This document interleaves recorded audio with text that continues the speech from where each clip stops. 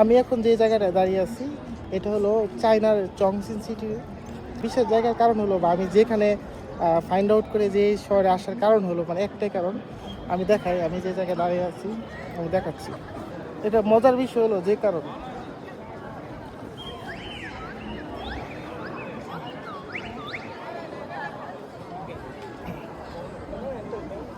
এই যে কত নিচে, এটা হলো 22 নম্বর ফ্লোর। এই যে 22, এটা 22 নম্বর ফ্লোর।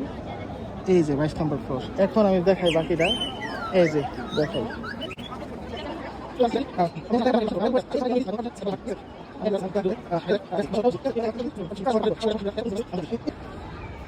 এই যে গ্রাউন্ড ফ্লোর, এটা একটা গ্রাউন্ড ফ্লোর, ঠিক আছে।